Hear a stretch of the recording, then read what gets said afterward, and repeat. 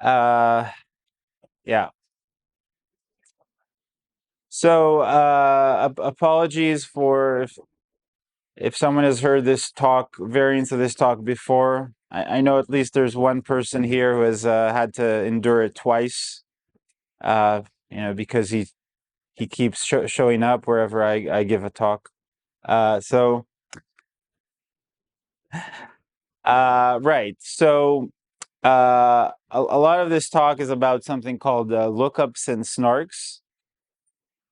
So basically in SNARKs, there's two approaches to the classical approach to arithmetize things is what's called low degree constraints. So yeah, please ask questions at any point. Uh, so a simple example is what is a range check. Say we have some x and we want to check that it's in this range between 0 and 2 to the n. So the constraint approach is to basically send the binary decomposition of x and then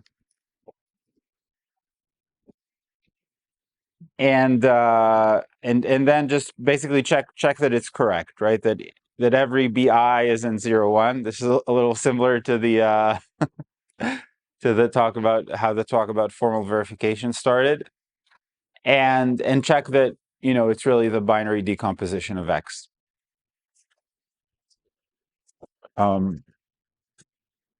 Yeah, like was mentioned before, there's a little caveat here that we're assuming 2 to the n is smaller than the field modulus, but let's forget about that. So that's the constraint approach, and this requires n+1 constraints to check that x is smaller than 2 to the n.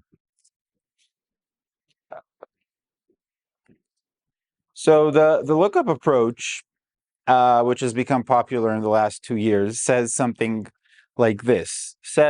It says, let's look at the table of all legal values, right? So in the case of this range check, the legal values are from 0 to 2 to the n minus 1.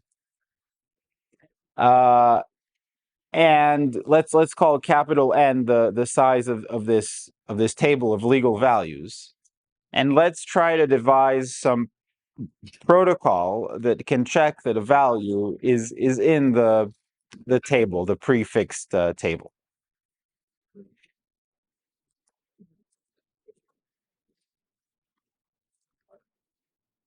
Uh, and the results we had until recently were basically you can do good things when it's amortized, when you use the table many times. So, for example, what the lookup protocol gave is that say you're going to use this lookup protocol to check for m different x's that they're in the table. So it's going to cost you m plus n, capital N constraints. So yeah.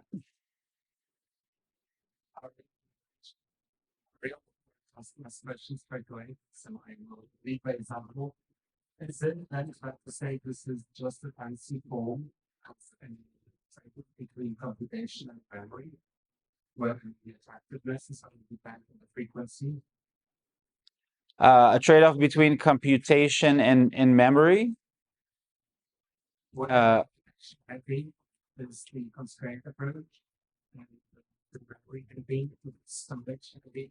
It's you look up when you create a Um, I never thought of it like that. Usually the tables we use actually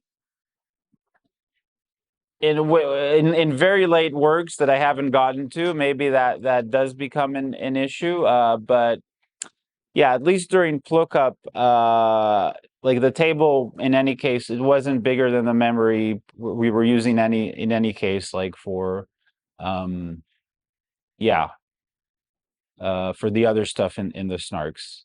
Like at least, right? So as I was saying, sort of the idea, as I was starting to say, the idea, for example, in lookup, that say when M starts to be as large as N, then in a sense you're doing it in O of 1 constraints per X. And also in that case, like if you have so many different X's, then like the memory of your SNARK is going to be as large as N for other reasons too. So I wouldn't necessarily say that. Yeah. Right. So that's what we had until about two years ago. That the lookup approach was good when you used when you used the table as many times as the table size, or more, or a little more, hopefully. And basically the really cool thing that happened in the last 2 years is we sort of got rid of this amortization need, and we pushed everything to the pre-processing, you could say. So in a new line of work from the last year or two, we have lookup protocols where after a pre-processing of the table, I can prove to you that like X is in the table in O of 1 constraints, period, even if no amortization needed, even if I just do it for one X in the whole SNARK.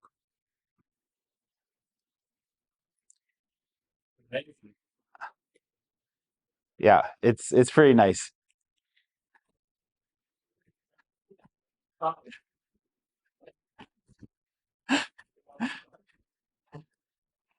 It's magic. It's magic.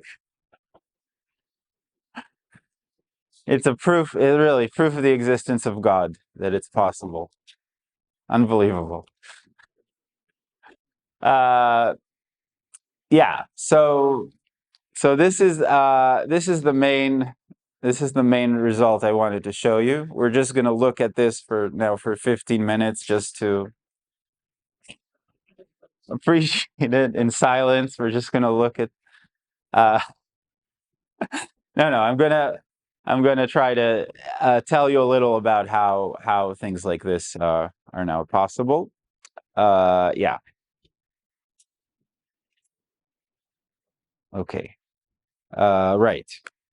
So yeah, I want to explain now for the rest of the talk the main technical component of these new works, something we've coined the cached quotients. But first, we'll need a brief recap of polynomial commitment schemes. And I'm not too sure of the background. Maybe who's heard of polynomial commitment schemes or the KZG scheme? Okay. All right. Okay. So this is gonna be a. All right. So yeah, I'll emphasize. Please ask questions because you might lose it. I might lose you. So please ask questions. I don't mind not getting to the end. I've seen the ends of these slides a few times. It's not exciting for me at this point. So first a brief recap of polynomial commitment schemes. All right, so what is the KZG polynomial commitment scheme? We're assuming here G is a generator of a pairing-friendly elliptic curve. If you're not sure what pairing-friendly means, just think of G. If you've heard of the discrete log, think of G as a generator in some group with a hard discrete log problem. Hopefully that's familiar. And one thing that's critical for this KZG polynomial commitment scheme is what's called the SRS, the structured reference string. So we need, and this is what, if you've heard the term like trusted setup, this is where the trusted setup comes in. we need some nice people to generate for us a string of group elements that looks like this. It's g x times g x squared times g up to x to the d times g. Okay, here I'm thinking it's a group that's written additively, so x times g is g plus g x times. Right, and remember the point is it's a group with hard discrete logs, so the point is like if x is random, from seeing x times g, I shouldn't be able to recover x. That's the sort of the point. So this is what we need for this KZG polynomial commitment scheme that I'll show you in a second. We need somehow to generate a string like this for random x that nobody knows. Right? The important issue is nobody should know this x, and this is where this trusted setup process comes in.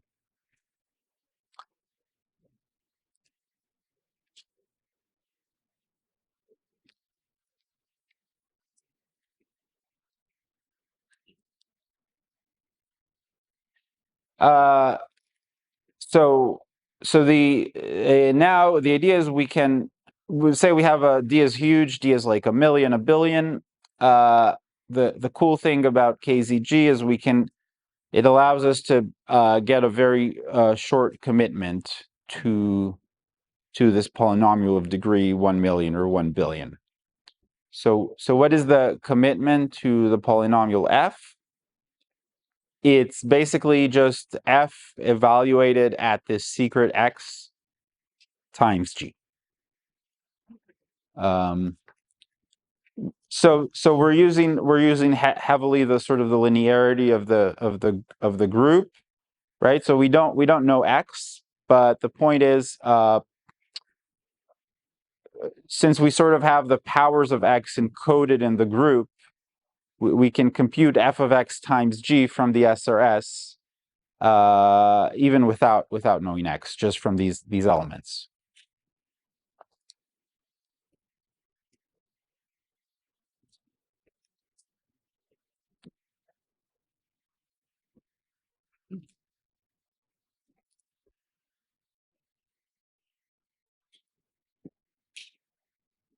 Okay. So what is the central? So this is the idea. How large is f of x times g going to be? It's going to be just like one group element, which is like 32 bytes, 48 bytes. So that's the cool thing, that the polynomial could be huge, but the commitment to it is 32 or 48 bytes. But okay, but what does this give us? So the cool thing, what does a polynomial commitment scheme let you do? So say you have a commitment to the polynomial f, and now after you've sent that commitment, somebody sends you some value a in the field and asks you what is f of a for the f you've committed to. So you can tell them, well, it's z, it's equal to z. You can compute it and tell them. But the point, right? Hypothetically, you could lie. You could commit to one polynomial, and then when they ask you, okay, what is f at 7? What is f of 7? You could just come up with a value that's convenient to you. The point is that in a PCS, you can prove that this is really f of a for the f I had in mind during commitment time. I didn't like adaptively, when you said you wanted f of 5, choose a value that's convenient to me or a polynomial that's convenient to me. So that is sort of the point of polynomial commitment schemes, that you can succinctly commit to a huge polynomial, and when someone later asks you to open it at some input, you're really binded to open the polynomial you had in mind during commitment time. And this has become like the central sort of cryptographic component of ZK SNARKs in the last few years.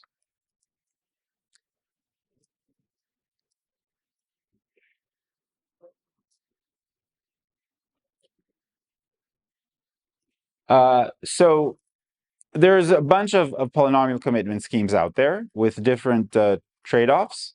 But for what we're going to do, this lookup result, we're going to use two very nice features of that's specific to the KZG commitment scheme, PCS. The first one is linearity. The commitment to F plus G is the commitment of F plus the commitment of G, right? You can probably see this very clearly from how the commitment is defined, that this holds.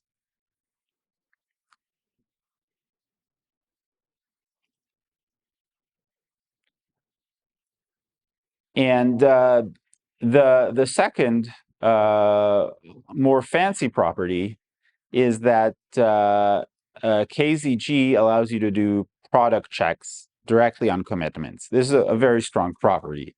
So that means that if, say, I have commitments to 4 polynomials, f1, f2, g1, and g2, I can directly check using this thing called elliptic curve pairings. This is where a lot of the magic is like hidden. That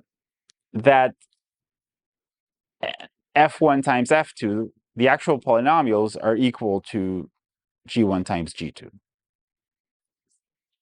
So I give you commitments to 4 polynomials, and directly from the commitment, you can check that the product of the first two is equal to the product of the last two.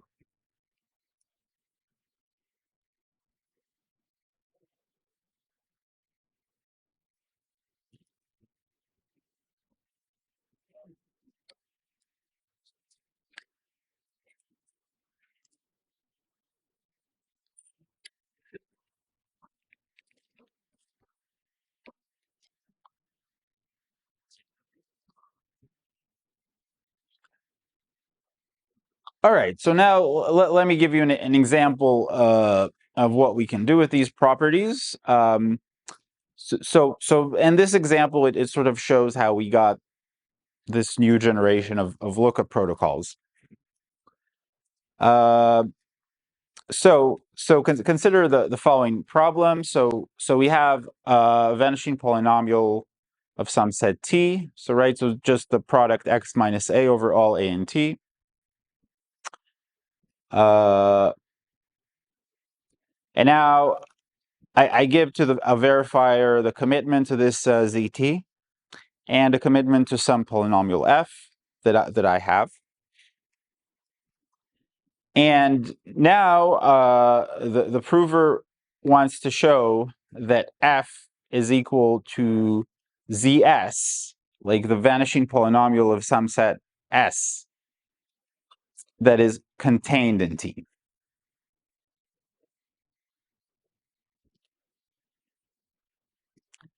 All right. So does anyone have an idea of how you would go about such a thing?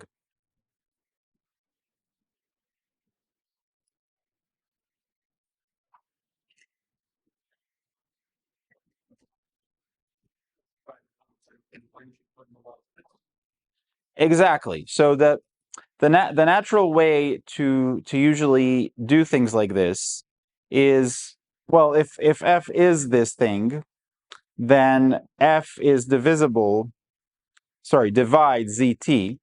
So you could compute the quotient, and then send say the quotient, a commitment to the quotient, to the verifier, and maybe open all of them at a random point to check that it's really the quotient. That's what happens a lot in SNARKs. But say S is much smaller than T. So what is going to be the degree of this quotient, more or less? Say if S is much smaller than T.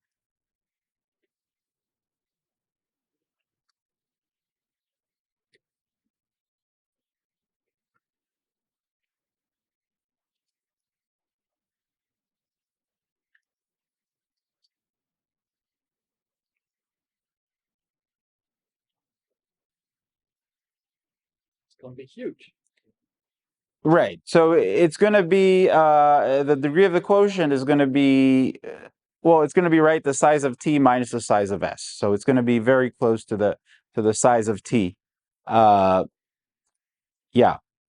So just computing the quotient is going to like take roughly order t operations.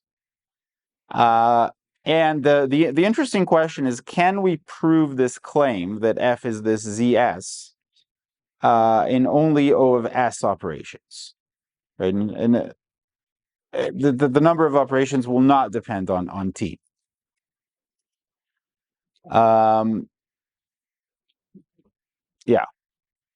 and this is what this cache quotients method is gonna let us do. So right, so like was said here, the quotient is sort of a witness to the fact that S is contained in T. But now the observation is going to be that we don't need to compute zt minus s itself.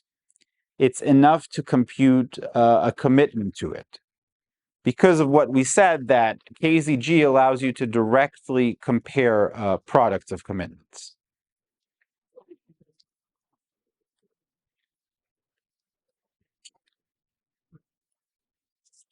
And the second point is going to be that this commitment to zt minus s is a sparse combination of commitments we can pre-compute.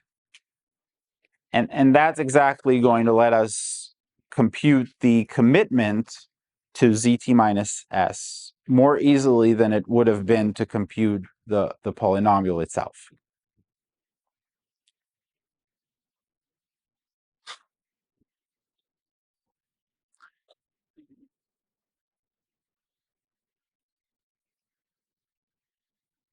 So let's see the details of this. So for every I, let's denote by gi zt minus I. So the vanishing polynomial of all the set just minus one element.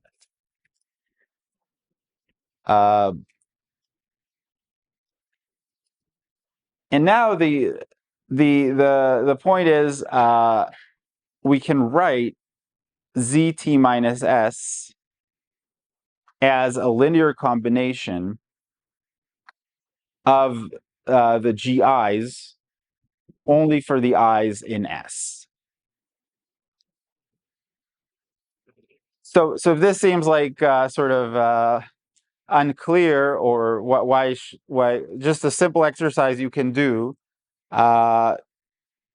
just try to write 1 divided by x minus a times x minus b is a linear combination of 1 over x minus a and 1 over x minus b. And if you do that exercise, then this will be clear.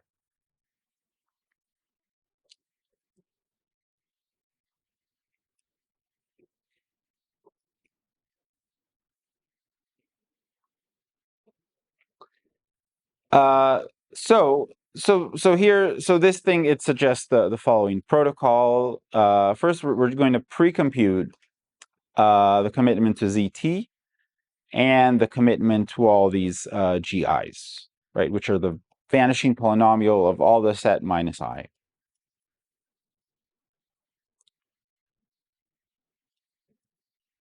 And then so during proving time, we're going to get we're going to know the set S.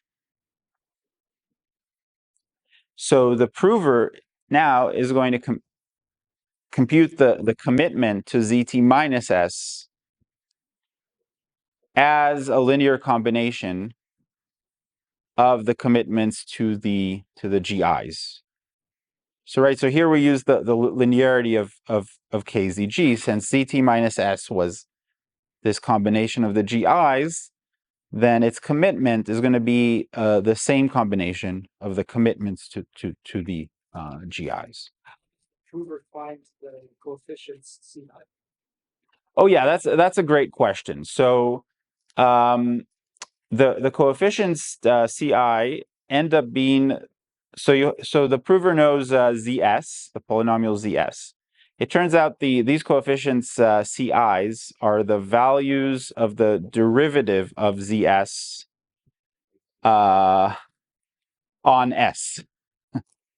But actually, an annoying little thing about that is that it takes time. Like let's call the size of S, so it actually takes time S log squared S to compute them, which is a little annoying. And also the reason why we don't exactly work like this in sort of the newest version of these lookup protocols. Yeah. So right. So in this way, we can compute only in S operations the commitment to ZT minus S, and then we can, using this ability to do product checks between commitments, which works using pairings. So I'm denoting here a pairing function E, by E a pairing function. We can just compare the commitment of F times this pi to the commitment of ZT, like times 1, sort of, and this exactly will show that F is, if this holds, this will show that like F is divisible by ZT.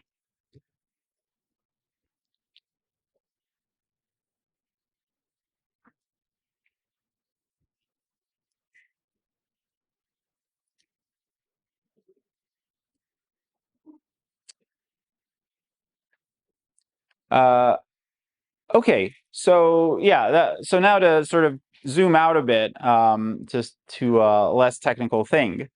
So basically, all what I've showed you is sort of, you can view it as the third, what's going on right now in the third chapter of the trilogy of pairing-based SNARKs. So basically, pairings were introduced to SNARKs in 2010 by Jens Groth. Sort of what happened, the landscape before that was that all SNARKs were built by these things called PCPs, probabilistically checkable proofs, and which were for many years like relatively complicated and not too practical. And sort of the story was Jens Groth came in 2010 and said, well, if we use these pairing things, we can get quite a big shortcut to a lot of what happens in the PCP route of constructing SNARKs. Of course, another side of that you might hear about in the next talk is that the PCP route has also been simplified in the last few years. But a big drawback of this way of using pairings was that for each statement you wanted to prove with a SNARK, you had to do a trusted setup for that circuit or for that statement. So that made using SNARKs based on pairings a logistical nightmare.